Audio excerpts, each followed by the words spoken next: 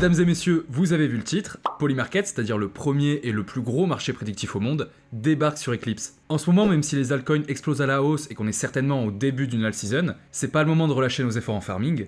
Donc aujourd'hui, on va interagir avec Eclipse, qui est une L2 Ethereum qui utilise des éléments de Solana. C'est un réseau qui existe à peine depuis un mois, donc on a largement le temps de se préparer pour son airdrop. Et à côté de ça, on va en profiter pour faire quelques interactions avec Polymarket et avec Skate, qui est une solution prometteuse concurrente à Layer 0. Bon, avant ça, très rapidement, puisque c'est pas le sujet de la vidéo, pourquoi est-ce que vous n'avez pas vu de nouvelles vidéos sur cette chaîne depuis le mois d'octobre? Eh ben certains le savent, mais je travaille sur un petit projet sur Eclipse, donc j'ai beaucoup moins suivi l'actualité, et j'ai pas vraiment de sujet à vous présenter. En tout cas, si jamais vous voulez donner de la force, je vous mets le Twitter du projet dans la description.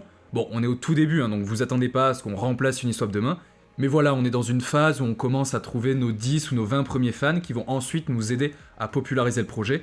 Bien évidemment, NFA, tout ça. Sinon, par rapport à cette chaîne, je pense que le format des vidéos va un peu évoluer, à cause entre autres des conditions de marché.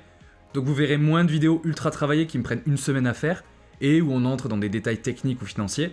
Et en fait, vous verrez plus de DeFi et de ce que moi je fais en crypto au quotidien.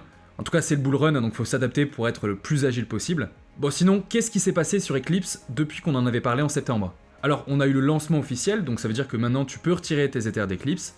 On a vu ensuite quelques dApps de Solana qui sont arrivés, donc notamment Orca et Invariant qui sont des DEX, et Save qui fait du lending. Également, on a eu un gros airdrop de Memecoin avec le Laika qui a été airdroppé à ceux qui avaient des validators. Au maximum, ça représentait plus de 500 $ par validator, donc le validator était largement remboursé. Ensuite, récemment, on a eu le mint d'After School, qui est en quelque sorte la collection de NFT canonique ou officielle d'Eclipse. C'était des NFT assez chers, de mémoire on était à 140 $, mais il y a plein de gens qui spéculent sur le fait que ce sera un critère pour l'airdrop. Donc ils ont quand même réussi à écouler leurs 10 000 exemplaires. Et donc à ce moment-là, on a commencé à avoir un peu de fuzz sur Eclipse, comme quoi la chaîne était vide et n'attirait pas de nouvelles liquidités ou de nouveaux protocoles.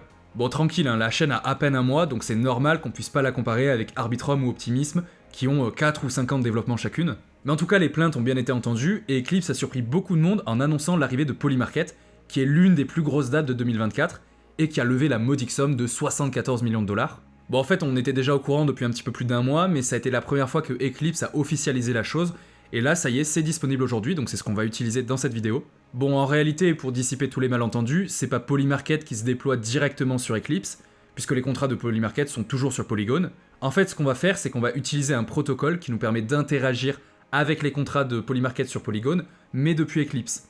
Ce protocole, c'est un des concurrents les plus sérieux à Layer 0, t'en as déjà certainement entendu parler, puisqu'il s'agit de Skate Protocol. En gros, la proposition de valeur de Skate, c'est de te permettre d'interagir avec n'importe quelle chaîne, depuis n'importe quelle autre chaîne. Et d'ailleurs, en lisant leur doc, j'ai appris que c'était un AVS, donc ils utilisent EigenLayer, ce qui fait toujours plaisir, si jamais ils décident d'airdropper une partie de la supply au risk-taker. Sinon, on sait déjà qu'ils vont faire un airdrop, puisque c'est écrit dans leur documentation, et on a déjà tout un système de points. Donc si tu veux en savoir plus, je te renvoie à cette vidéo de Cryptomage qui était en partenariat avec Skate. Nous, ce qui va nous intéresser aujourd'hui, évidemment, c'est le farming.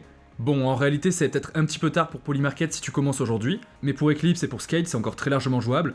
Comme je te disais, Eclipse, c'est une chaîne qui a à peine un mois, et par rapport à Skate, les premiers farmers étaient dessus il y a déjà 6 mois, mais c'est l'un des premiers vrais déploiements en mainnet, et on le sait, ce qui compte pour les airdrops, c'est avant tout le mainnet.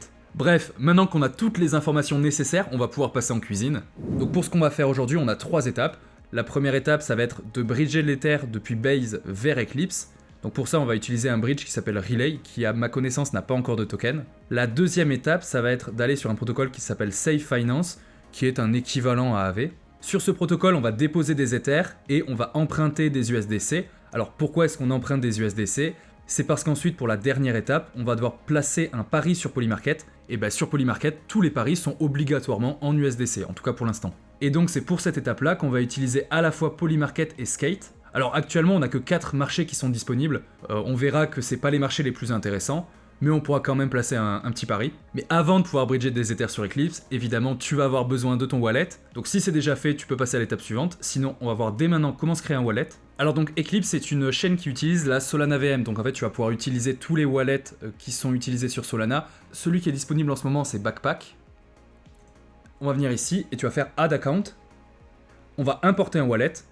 On va importer Eclipse et on va utiliser dans mon cas un hardware wallet, donc un ledger. Ensuite, quand tu te retrouves sur cette page, c'est qu'en fait Backpack te demande quelle adresse est-ce que tu souhaites utiliser par rapport à tes clés privées. Donc moi, il a détecté automatiquement une adresse avec des fonds. Nous, on va pas prendre celle-là, on va prendre par exemple Solana Legacy. Solana Legacy, en fait, c'est un mode qui va nous permettre d'obtenir la même adresse à la fois sur Eclipse et sur Solana. Donc par exemple, toi, si tu as déjà une adresse sur Solana et que tu veux avoir les mêmes chiffres, hein, tu vois, la même adresse visuellement, eh bien tu peux utiliser ce mode-là. Donc on va importer. Et normalement, c'est fait. Et ici, voilà, on m'a créé un wallet sur Eclipse. Ensuite, la deuxième étape, ça va être de bridger des fonds. Alors sur Eclipse, le token de gaz, c'est l'Ether. Ici, tu as plein de solutions différentes, hein, on est dans la documentation d'Eclipse. Donc tu as le bridge canonique qui ne fonctionne que depuis Ethereum, puisque c'est une L2. Tu as un bridge avec Hyperlane qui permet de bridger notamment du Solana. Nous, on va utiliser le bridge de Relay, que j'ai jamais utilisé. Donc pour ça, on vient ici, et on va connecter tous nos portefeuilles. Donc un Rabbi, voilà. Et un backpack. Donc tu peux voir que sur Base, j'ai déjà un petit peu de fonds, donc on va bridger, mettons 0.3 Ether. Et maintenant, on n'a plus qu'à attendre que le bridge se fasse. Donc là, il vient d'être accepté du côté de Base. Et si je vais sur mon backpack, eh bien je peux voir que c'était hyper rapide, j'ai déjà reçu les fonds. Donc on passe directement à la deuxième étape. Pour ça, on va sur Save, donc je te mettrai évidemment tous les liens en description. Pour ça, donc on va utiliser Save Finance, qui donc à la base est un protocole qui est sur Solana, mais qui a été porté sur Eclipse. Ici que tu peux voir dans le bandeau, ils nous disent Save is coming soon, donc j'imagine qu'ils parlent d'un éventuel airdrop. Bon, en réalité, c'est pas le plus intéressant, même si on va déposer un peu de fonds. Nous, on a donc 0.3 Ether et je vais déposer, mettons, 0,2. Les transactions sont vraiment hyper rapides sur Eclipse. Ici, donc, on va pouvoir venir emprunter notre USDC. On va dans Borrow. On va voir le max. Il nous met donc, on peut emprunter au maximum 490 USDC. Alors évidemment, le but, si tu as déjà utilisé des choses comme AAV, c'est pas d'emprunter le maximum, hein, c'est d'emprunter une petite somme de manière à ne pas être liquidé si jamais il y a des baisses ou des variations de prix. On approuve. Donc là, on a eu un total de 6 transactions à approuver sur la Ledger. Donc si on va dans notre wallet ici, normalement, on devrait voir voilà, les 100 USDC qui sont arrivés. Et maintenant, on va pouvoir se rendre sur Polymarket. Alors tu vois que c'est beaucoup moins fourni hein, que le vrai Polymarket. Encore une fois, ça n'est qu'une version miroir via Skate. Donc pour l'instant, ils n'ont mis que ces 4 marchés. J'imagine qu'à l'avenir, ils vont en rajouter d'autres, hein, bien sûr. Alors la première étape, ça va être de faire setup. En gros, tu vas juste avoir à signer une transaction comme quoi tu es d'accord avec les règles de Skate et de Polymarket. Et donc voilà, tu vois que c'est pas comme sur le vrai Polymarket où tu dois envoyer de l'argent sur un contrat, que tu dois gérer, etc. Ici, il te met directement les USDC que tu as dans ton portefeuille. Donc sinon, au niveau des marchés qui sont disponibles pour le moment, le Super Bowl, bon, ça va pas trop me parler. Le vainqueur de la Première Ligue, pourquoi pas. Le vainqueur de la Ligue des Champions, ça m'a l'air assez aléatoire. Et quelque chose par rapport à la Fed.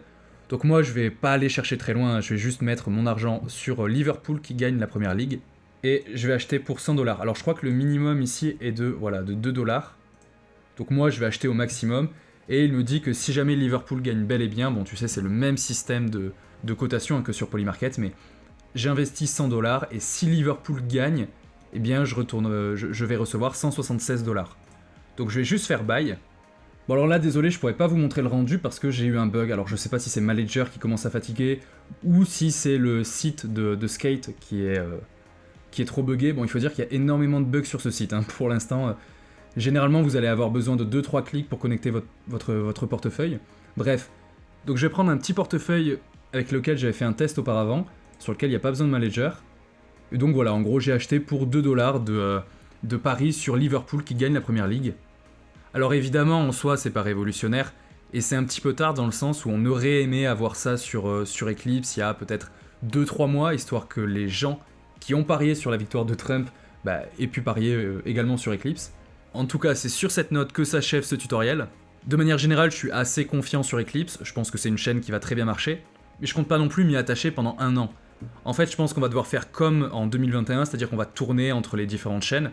À l'époque, la hype et les rendements intéressants avaient tourné entre Ethereum, la BSC, Avalanche, Polygon, Solana, Métis à la fin, Phantom évidemment. Et je pense que là, on aura un petit peu la même chose, mais avec beaucoup plus de chaînes, et notamment avec des petits nouveaux, donc Eclipse, Movement, Berachain, qu'est-ce qu'on a, Monad aussi. Bref, donc comme d'habitude, je pense qu'on va devoir être très agile et très rapide dans nos mouvements. En tout cas, ça m'a fait plaisir de refaire une vidéo, ça faisait quelques temps. Si vous avez des sujets, n'hésitez pas à les mettre en commentaire. Puis bien sûr, comme d'habitude, n'hésitez pas à vous abonner, liker, etc. Et je vous dis à très bientôt dans la DeFi. Ciao!